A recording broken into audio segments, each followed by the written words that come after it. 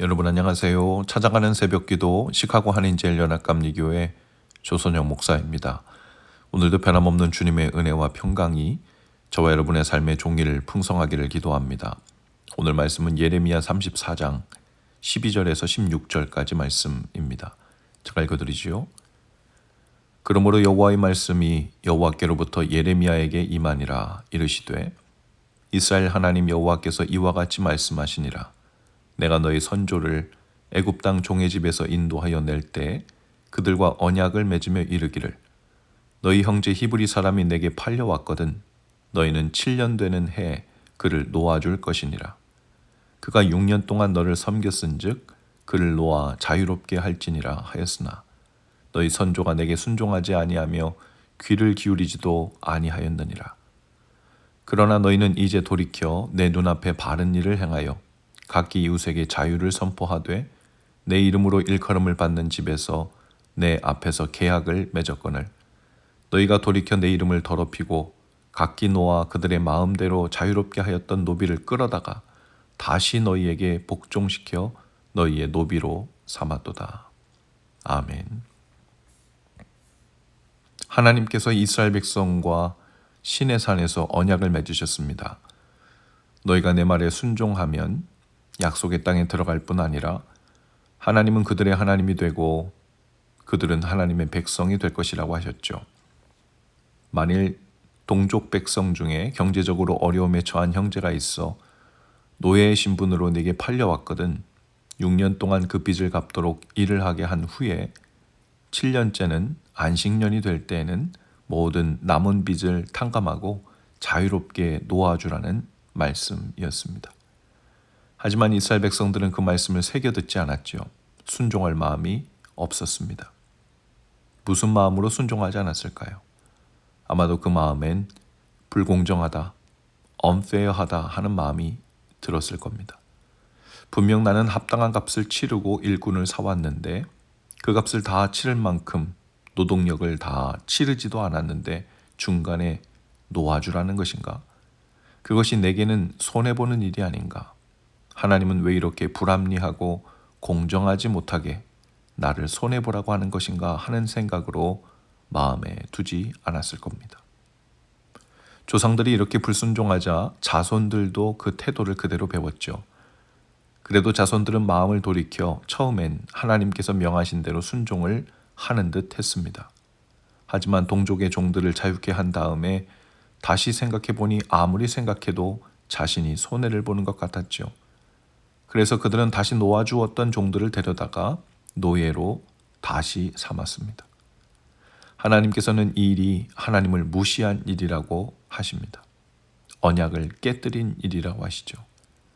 분명 하나님의 이름으로 일컫는 집, 즉 거룩한 성전에서 계약을 맺었음에도 불구하고 그것을 파기함으로 하나님을 업신여겼다고 하십니다. 끊임없이 하나님을 배반하고 죄로 가득하여 다 죄에 팔려가고 또 사망의 노예가 될 수밖에 없었던 이스라엘 백성들을 하나님께서는 자격 없는 그들을 은혜로 용서하시고 자유롭게 해주셨죠. 그것이야말로 정말 불공정한 일, unfair한 일이었습니다. 하나님께서 그들은 영원한 죄에서 용서하시고 자유케 해주셨다는 것을 기억하라는 의미였죠. 하나님께서는 그들이 산 노예들도 바로 자유케 해줌으로 그것을 기억하라는 것이었습니다. 6년 동안은 어느 정도 빚을 갚을 수 있도록 또 주인도 큰 손해를 보지 않도록 배려해 주시기도 하셨습니다. 그래서 하나님께서는 이 백성들에게 무엇이 정말 unfair한 일인지를 보여주시겠다고 하십니다. 17절입니다. 그러므로 여호와께서 이와 같이 말씀하시니라. 너희가 나에게 순종하지 아니하고 각기 형제와 이웃에게 자유를 선포한 것을 실행하지 아니하였은즉 내가 너희를 대적하여 칼과 전염병과 기근에게 자유를 주리라. 여호와의 말씀이니라. 내가 너희를 세계 여러 나라 가운데 흩어지게 할 것이다. 하나님께서는 너희가 내 말대로 내 동족 노예들을 자유케 하지 않았으니 이제 나도 너희에게 줄 자유를 빼앗아서 오히려 칼과 전염병에게 그리고 기근에게 자유를 주어 그들이 너희를 전쟁 포로로 삼고 죽음과 질병과 배고픔의 노예로 삼도록 하시겠다 하십니다. 전 세계 여러 나라 곳곳으로 흩어져 자유 없이 사는 삶이 무엇인지 알게 하시겠다고 하시죠. 우리에게도 주님의 놀라운 은혜가 똑같은 방식으로 예수 그리스도를 통해 주어졌습니다. 죄와 사망의 종되었던 우리를 값없이 구원해 주셔서 영원한 자유를 먼저 주셨죠. 그리고 주님의 임재와 통치 안에서 사는 하나님 나라를 은혜로 또한 주셨습니다. 주님은 이제 우리에게도 값없이 얻은 이 은혜를 아는 자로 살라고 하십니다. 마태복음 5장 38절 이하에 보면 예수님께서 산상수훈에서 이런 말씀을 하십니다. 또 눈은 눈으로 이는 이로 갚으라 하였다는 것을 너희가 들었으나 나는 너희에게 이르노니 악한 자를 대적하지 말라. 누구든지 내 오른뺨을 치거든 왼편도 돌려대며 또 너를 고발하여 속옷을 가지고자 하는 자에게 겉옷까지도 가지게 하며 또 누구든지 너로 억지로 오리를 가게 하거든 그 사람과 십리를 동행하고 내게 구하는 자에게 주며 내게 꾸고자 하는 자에게 거절하지 말라. 또 내 이웃을 사랑하고 내 원수를 미워라 하였다는 것을 너희가 들었으나 나는 너희에게 이르노니 너희 원수를 사랑하며 너희를 박해하는 자들을 위하여 기도하라. 이같이 한즉 하늘에 계신 너희 아버지의 아들이 되리니. 이 말씀을 자칫 오해하면 7년째 되던 해의 종들을 자유케 하는 수준이 아니라 훨씬 더 지키기 어려운 일을 명하셨다고 생각할 수 있죠. 원수에게 다른 뺨을 돌려대는 일, 심리까지 동행해 주는 일, 속옷까지 내어주는 일이야말로 정말 unfair한 일이지만 마치 상급을 얻기 위해서 하나님 앞에 의롭다 인정받기 위해서 해야 하는 엑스트라 일처럼 여길 수 있습니다. 그러나 이 일도 마찬가지로 하나님께서 마땅한 일이라고 주신 일입니다. 45절에 보면 이같이 한즉 하늘에 계신 너희 아버지의 아들이 되리니 라고 했습니다. 은혜로 하나님의 자녀가 된 자로서는 일이 억울한 일이 아니라 마땅한 일이라는 것이죠.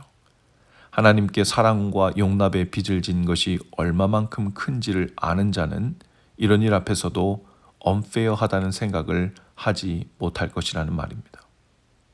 예수님께서도 제자들에게 기도를 가르치시면서 이렇게 기도하라 하셨습니다. 우리가 우리에게 죄 지은 자를 용서한 것 같이 우리 죄를 사하여 주옵시고. 사랑하는 여러분, 오늘도 주님의 은혜 가운데 사시길 바랍니다. 주님의 은혜 안에서 산다는 말은 두 가지 의미가 있습니다. 첫째는 주님이 주시는 선물 같은 좋은 것들을 오늘도 더 받아 누리며 살라는 의미고, 두 번째는 하나님께서 이미 주신 은혜를 우리 삶으로 기억하고 인정하는 삶을 살아야 한다는 것입니다. 값없이 얻은 놀라운 은혜에 합당한 삶으로 우리도 서로를 용납하고 미움과 증오라는 결박으로 원수처럼 동염해 놓았던 형제와 자매를 마음에서 자유케 해주라는 말씀일 것입니다. 그렇게 함으로 우리가 하늘에 계신 하나님의 자녀라는 증거가 되고 말할 수 없는 은혜를 입은 증거를 가지고 사는 삶이 될 것이라는 것이죠. 오늘도 주님의 그 크신 은혜 안에서 사시는 날 되실 수 있기를 주님의 이름으로 축복합니다. 기도하시겠습니다. 주님, 저희에게 베푸신 놀라운 은혜에 합당하게 사는 날 되게 하옵소서. 하나님의 자녀된 은혜가 오늘도 저희의 말과 행동에서 겸손히 드러나고 증거되는 날 되게 하옵소서. 예수님 이름으로 기도합니다. 아멘. 여러분, 오늘도 말씀과 동행하며 은혜 화이팅입니다. 저는 내일 아침에 다시 찾아오겠습니다.